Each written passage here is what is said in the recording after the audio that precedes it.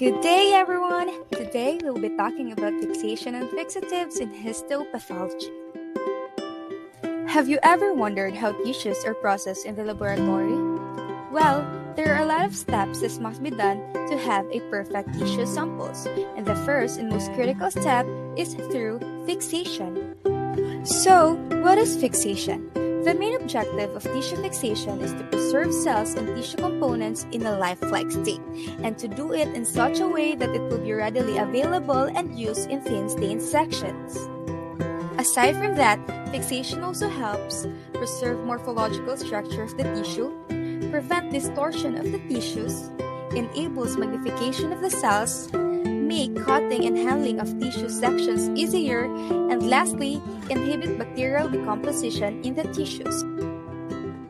Consequently, there are two mechanisms of fixation done in the laboratory.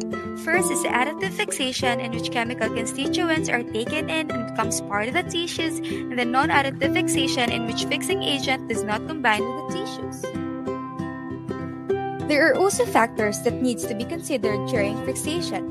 First is the hydrogen ion concentration, next is temperature, third is thickness of section, fourth is concentration of fixing agents, fifth is osmolality, and lastly, duration of fixation.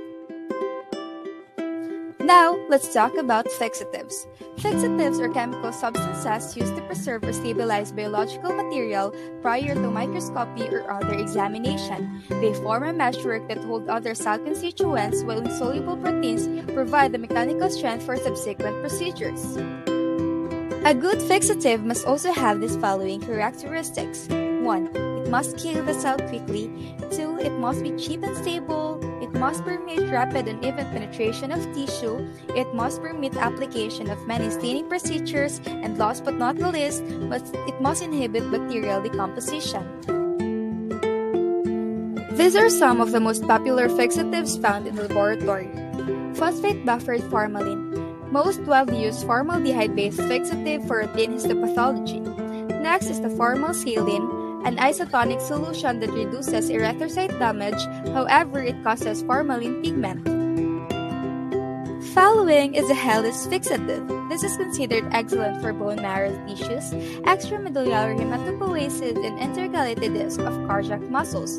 And finally, the Zenker's fixative. It gives good nuclear preservation, but diseases red blood cells due to the presence of acetic acid. And that's a wrap! Thank you for watching. For more videos, follow me at Mars Talos. Created using Powtoon.